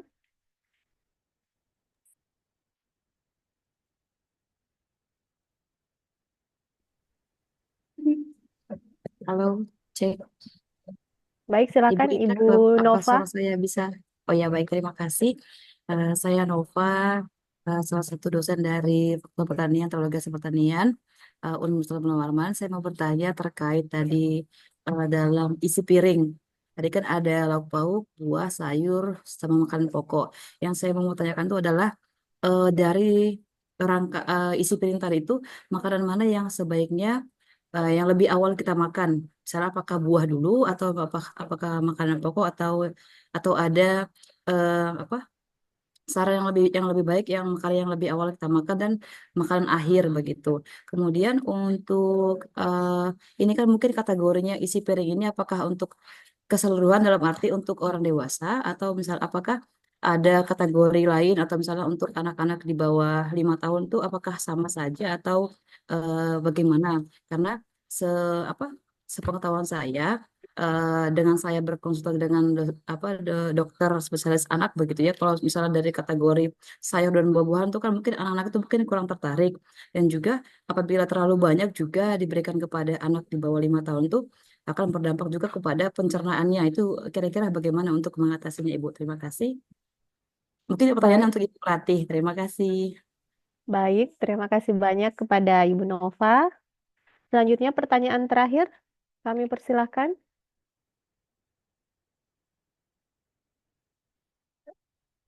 Izin Bu, bertanya Ibu.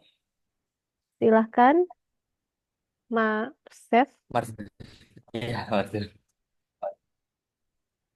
Izin Bu, ini bertanya, jika kita lihat saat ini, yaitu mengenai, sebentar Ibu, bentar. Ini, jika kita lihat di medsos saat ini kan Bu, terdapat mulai ada beberapa tren penggunaan suplemen yang meningkat, khususnya suplemen gizi tentunya. Nah, kita kan, ataupun saya sebagai calon ahli gizi pun bertanya-tanya, apakah hal ini, yaitu suplemen gizi ini, akan dapat berpotensi untuk menggantikan pola makan alami, Bu, yang seimbang di masa depan. Nah, bagaimana tren ini dapat mempengaruhi konsep sustainable diet yang mendukung pola makan sehat, ramah lingkungan, dan berbasis sumber daya lokal. Itu pertanyaan saya kepada Bapak Nur Hasan, jika bisa dijawab. Terima kasih, Bu Ika. Baik, terima kasih banyak Marcel. Kami keep dulu ya untuk pertanyaannya. Untuk selanjutnya kami persilakan kepada pemateri Bapak Nur Hasansyah atau Ibu Rati terlebih dahulu. Silakan yang ingin menjawab pertanyaan dari penanya, maaf. Ke Ibu Rati dulu, silakan Ibu. Tadi ada pertanyaan dari Revianti kaitan makanan dengan budaya tabu. Kemudian dari Ibu Nova terkait isi piringku, yang mana yang dimakan lebih awal atau yang diakhirkan. Kemudian isi piringku ini untuk usia berapa pesannya? Ya, terima kasih Kak Ika. Terima kasih Kak Rifanti Marlian atas pertanyaannya mengenai tabu makanan. Tabu makanan teman-teman, kalau misalnya sosial budaya itu memang tidak bisa diubah. Jadi jangan pernah mau mengubah dalam satu hari, itu nggak bisa. Terus bagaimana Bu kalau tabu makanan ini bahaya? Sebenarnya teman-teman, saya pernah berada di sebuah suku, yaitu di suku Dayak, dan ternyata saya belajar ide disertasi saya tuh dari mereka. Kenapa? Mereka itu mengkonsumsi jahe, kopi untuk persiapan persalinan. Terus apa yang menarik dari kopi dan jahe itu? Mereka itu kan udah turun-temurun ya Kak Revianti ya. Sudah tahu itu berarti kan dari awal sampai akhir tuh udah tahu ini khasiatnya udah bagus gitu. Cuman secara evidence itu, secara penelitian yang dipublish itu belum ada. Aneh, di suku tersebut selama 10 tahun tidak ada kematian ibu dan anak. Padahal tidak punya tenaga kesehatan. Ketika kita selidiki ternyata dari konsumsi jahe dan kopinya. Nah, kemudian saya meneliti ada apa pada jahe dan kopi itu. Ternyata masalahnya pada polyphenols. Jadi jahe dan kopi itu tinggi akan polyphenols. Nah, nanti terkait dulu, itu kan sebuah budaya ya, sebuah budaya kearifan lokal yang ada pada suku Dayak. Saya lupa suku Dayak, karena Dayak kan banyak ya, saya lupa detailnya Dayak mana.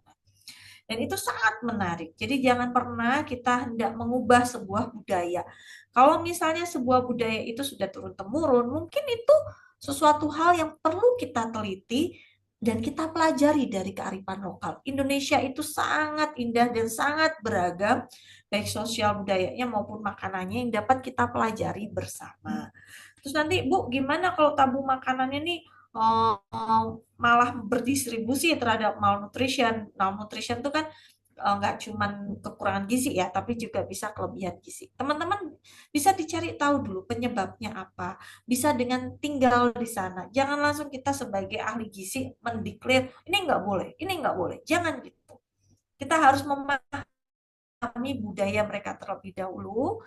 Setelah kita mendengarkan, kita berada dengan mereka, dan kita bisa memahami apa yang sebenarnya mereka butuhkan dan apa yang bisa kita bantu dari mereka. Ya, Kak Revianti ya. Untuk Kak Nova Solina Purba, Kak Nova, isi piringku ini untuk seluruh usia atau anak-anak nggak perlu? Ini untuk seluruh usia. Walaupun anak usia di bawah 5 tahun. Jadi ini yang menerapkan ini sebenarnya miliknya Kementerian Kesehatan seperti kayak panduan. Kalau kita makan dalam sehari porsinya seberapa banyak. Nah, itulah diisi piringku. Terus makanan yang di awal yang mana? Sebenarnya nggak ada ketentuan makanan yang di awal yang mana. Karena kalau kita makan nasi kan ya, nasi langsung sama sayur jadi satu, sama lauk jadi satu. Nggak ada yang kita makan nasinya doang, lauknya doang, sayurnya doang, kemudian buahnya doang, nggak ada. Kecuali anak kecil. Kalau masih bayi, balita baru kita mengenalkan tekstur makanan. Jadi kalau untuk anak kecil yang masih belajar makan, baru kita memperkenalkan ini namanya buah apel. Jadi makan buah sendiri. Ini namanya ikan belut misalnya, makan belut sendiri. Jadi kalau anak kecil namanya mengenalkan makanan, jangan disatukan. Nah, kalau untuk orang dewasa mana yang lebih awal dimakan, nggak ada ketentuannya. Tapi kalau teman-teman, misalnya aku maunya ingin cepet kenyang, oh berarti makan dulu sayur sama buahnya. Dari sayur buah dimakan terlebih dahulu, baru nanti ke protein, baru nanti ke karbohidrat, ke nasinya. Bisa seperti itu. Jadi demikian Kak Rifati dan Kak Nova Solina.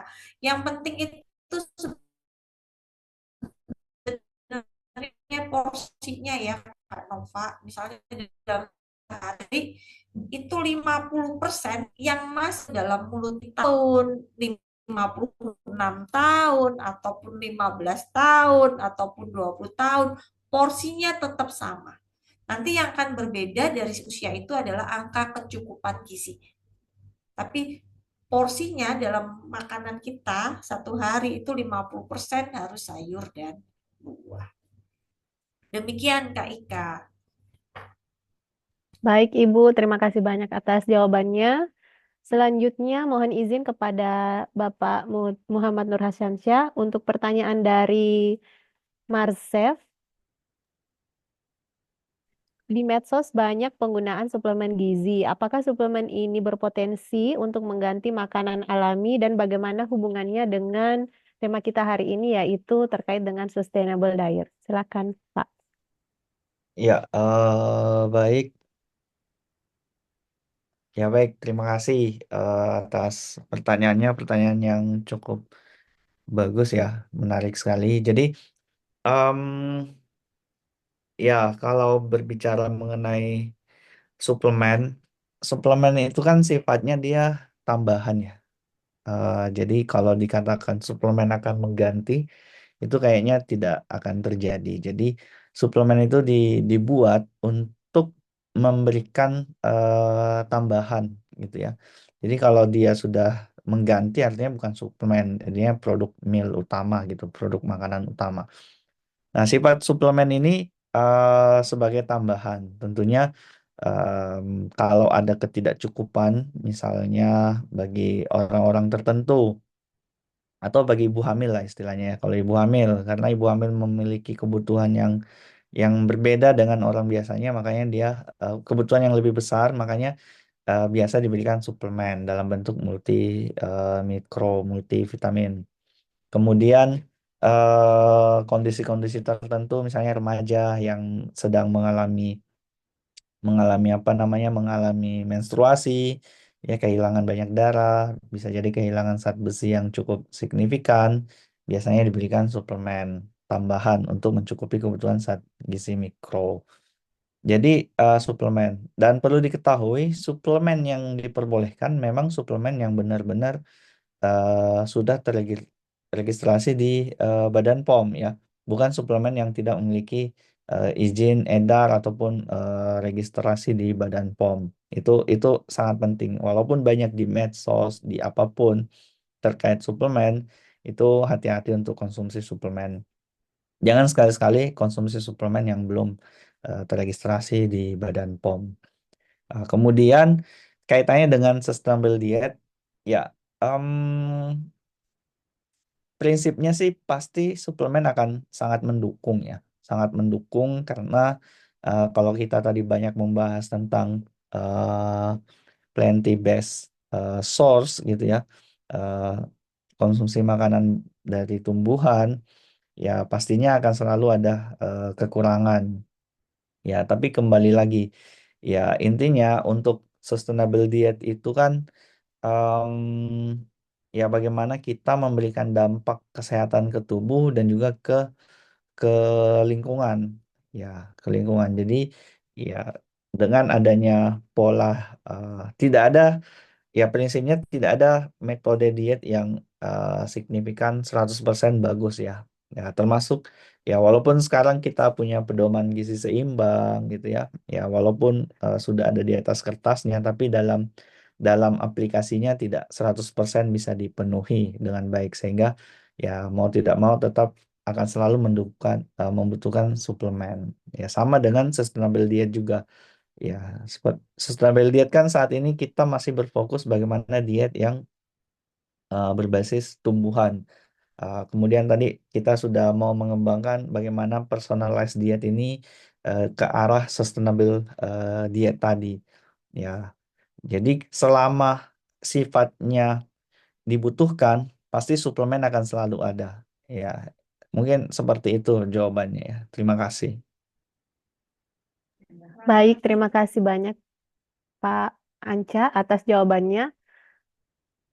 Mohon izin Pak, sekalian ada satu lagi pertanyaan melalui chat Zoom.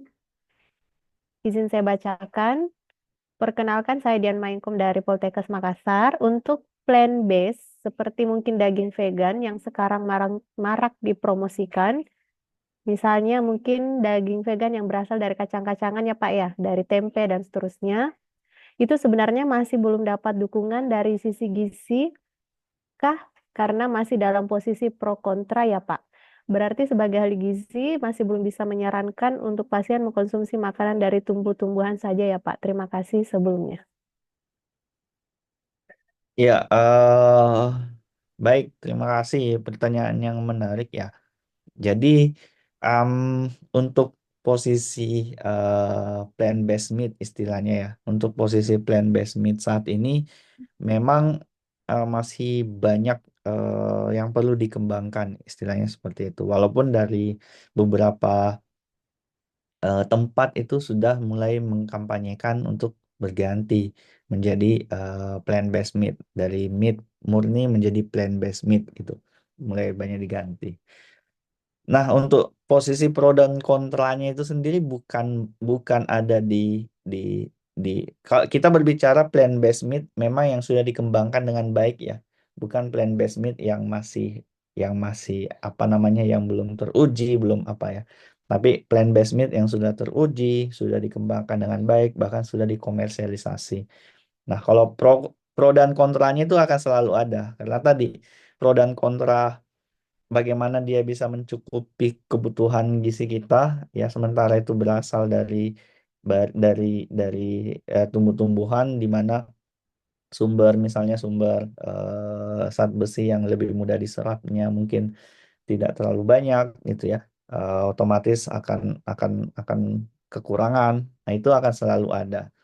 Dan eh, menyarankan atau tidak kepada pasien itu tergantung kondisi pasien ya.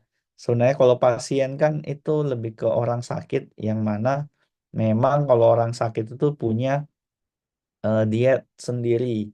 Biasa kita istilahkan MNT ya, Medical Nutrition Terapinya itu sendiri. Dan ini memang kalau orang sakit, eh, ini pasien dalam konteks yang sakit ya. Nah, itu tergantung kebutuhannya. Kalau memang dia tidak bisa makan daging atau dia memang vegetarian, nah selama produknya itu sudah teruji klinis, sudah bisa layak dikonsumsi, itu oke. Tapi kalau yang belum teruji klinis, misalnya kalau cuma mau memberikan dari eh, kacang-kacangan atau serealia yang dimodifikasi secara rumahan, misalnya dibuat menjadi menyerupai daging, ya itu mungkin tidak masalah em, asal kebersihan dan juga proses pengolahannya itu dijamin gitu. Jadi em, untuk untuk sepenuhnya menyarankan mengkonsumsi makanan dari tumbuh-tumbuhan saja, ya sekali lagi eh, ini kembali ke kondisi masing-masing. Seperti itu. Terima kasih. Baik, terima kasih banyak Pak atas jawabannya. Mungkin satu lagi, mohon izin Ibu, untuk Ibu Rati. Saya Bu Rahmi dari FKM Unmul. Menarik sekali jika membahas pangan lokal Kaltim. Kebetulan saya adalah penggemar cempedak dari kulit hingga buahnya. Terkait kulit cempedak yang suka dikonsumsi oleh masyarakat kita di Kalimantan Timur, apakah ada efeknya Bu pada orang yang memiliki riwayat GERD? Bagaimana saran Ibu terkait orang dengan penyakit dengan asupan makanannya? Terima kasih banyak Ibu Rati, sukses acara Prodi. Silakan Ibu. Terima kasih Bu Rahmi. Pertanyaannya menarik ya. Kalau GERD gimana nih? Aduh, padahal enak banget tuh kulit cempedak.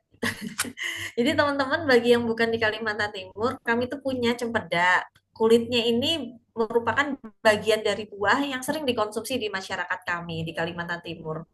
Nah, kulitnya ini rasanya khas dan teksturnya unik. Tapi masalahnya bagi orang yang menderita atau punya riwayat GERD, itu konsumsi kulit cempedak atau bagian dagingnya juga terpaksa harus lebih diperhatikan. Ya, kalau GERD itu apa sih? GERD itu kayak misalnya asam lambungnya naik ke kerongkongan, jadi kayak rasa terbakar di dada gitu. Jadi nggak enak banget buat yang kena GERD itu.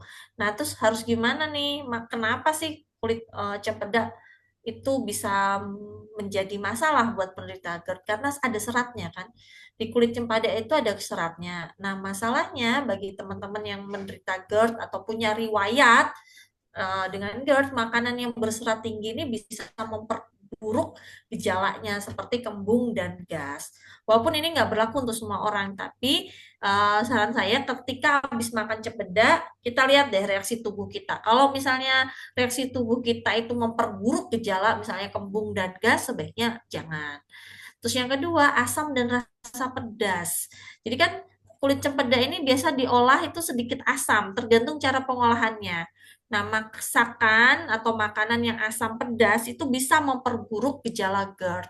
Jadi sebenarnya masalahnya itu cara mengolahnya juga. Nanti kalau kulit cempadaknya nggak masalah, berarti cara masaknya jangan dibuat yang asam dengan rasa yang pedas itu. Sebenarnya saran untuk penderita GERD itu nggak cuma kulit cempedak aja ya Bu Rahmi, jadi bisa juga menghindari makanan yang dapat memicu GERD. Contohnya itu makanan pedas, asam, berlemak tinggi kayak gorengan itu juga. Minuman berkafein, beralkohol, karena itu merelaksasi katup antara kerongkongan dan lambung. Itu bisa bahaya untuk GERD. Terus makannya harus porsi kecil dan teratur. Jadi hindarin makanan dalam jumlah yang besar tapi cuma sekali. Mendingan porsi kecil karena untuk ngurangin tekanan pada lambungnya.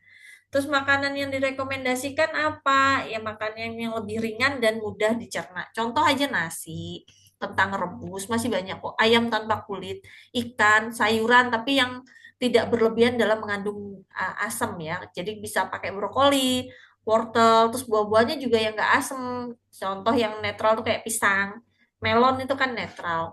Nah, nanti kalau habis makan, jangan baring atau jangan tidur dulu. Sebaiknya 2 sampai 3 jam baru baring untuk menghindari asam lambungnya naik. Demikian Bu Rahmi, nanti kalau untuk masalahnya atau diet untuk penderita GERD bisa konsultasi ke dosen di Prodi Gizi. Sukses buat Bu Rahmi, terima kasih. Terima kasih banyak Ibu dan kami ucapkan terima kasih pula kepada seluruh Bapak Ibu peserta atas pertanyaannya, juga pada Bapak Ibu pemateri atas tanggapan dari pertanyaan-pertanyaan peserta. Alhamdulillah dengan berakhirnya sesi diskusi dan tanya jawab ini, maka selesai pula lah sesi materi untuk kegiatan nutrition webinar pertama oleh Prodi S1 Gizi FKM Universitas Mula Warman. Semoga apa yang disampaikan oleh pemateri hari ini bisa bermanfaat sebagai pengetahuan dan kesadaran bagi kita semua dalam memaksimalkan diet sehat, khususnya dari pangan lokal sebagai kunci untuk menuju sustainable diet atau diet yang berkelanjutan. Kami ucapkan sekali lagi terima kasih kepada pemateri, juga pada para peserta yang hadir dan memeriahkan acara ini. Saya selaku moderator mengucapkan mohon maaf jika terdapat kekeliruan selama acara berlangsung.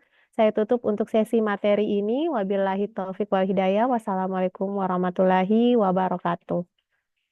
Saya kembalikan kepada Ibu Rere selaku MC.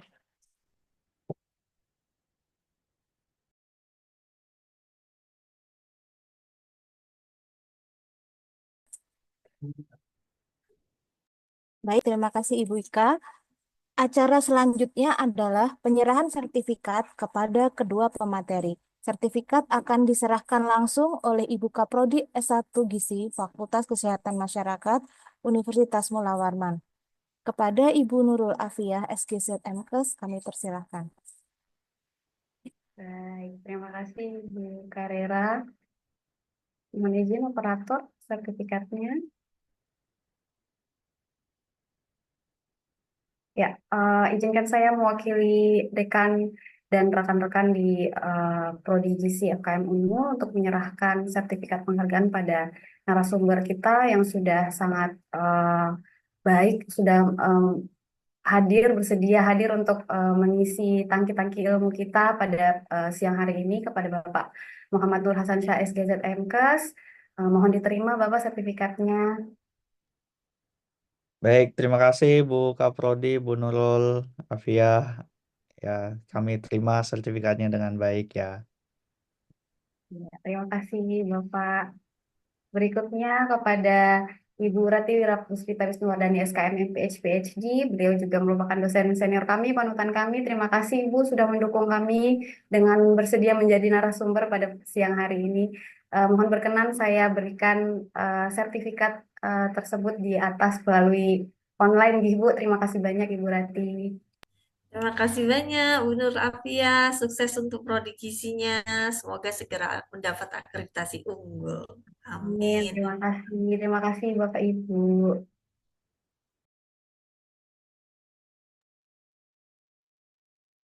Selanjutnya adalah setelah kita mendengarkan paparan dari para pemateri yang luar biasa tentunya, pastilah kita mendapatkan ilmu-ilmu baru yang dapat kita ambil manfaatnya ke depannya. Untuk mengetahui seberapa besar peningkatan pengetahuan kita setelah mengikuti webinar, maka terlebih dahulu para hadirin dimohon untuk mengisi link post-test yang akan dibagikan oleh panitia melalui chat Zoom.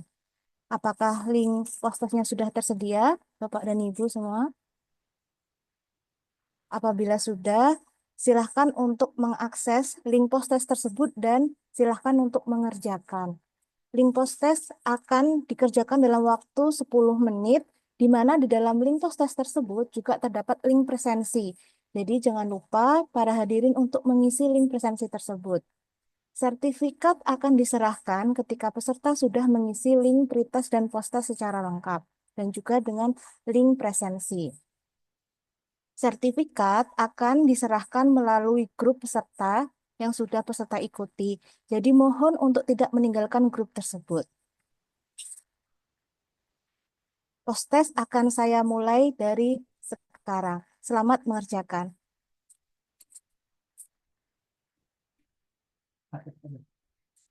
Sembari mengerjakan post-test, saya akan menutup kegiatan ini. Alhamdulillahirabbil alamin, tidak terasa saat ini kita telah sampai di penghujung acara. Atas nama seluruh panitia Nutrition Webinar yang pertama dari program studi S1 Gizi Fakultas Kesehatan Masyarakat Universitas Mula Warman, kami mengucapkan terima kasih atas kehadiran Bapak Ibu beserta hadirin semua untuk kegiatan hari ini. Agar selanjutnya Bapak dan Ibu dapat mengikuti kembali kegiatan Nutrition Webinar Series berikutnya dari Prodi S1 Gizi. Kami haturkan mohon maaf sebesar-besarnya jika sekiranya ada perkataan maupun tingkah laku yang kurang berkenan selama webinar berlangsung. Terima kasih untuk waktu dan perhatiannya. Wabillahi taufik walhidayah. Wassalamualaikum warahmatullahi wabarakatuh. Waalaikumsalam warahmatullahi Terima kasih wabarakatuh. semuanya. Terima kasih banyak, Terima Kak Ya, Anca. kasih Makasih banyak Ibu Rati. semua Bapak Ibu dosen. Terima kasih Bu Kaprodi. Terima kasih Ibu, terima kasih Kak Anca. terima kasih semuanya. Izin ya. Ya Kak, makasih Kak. Ya.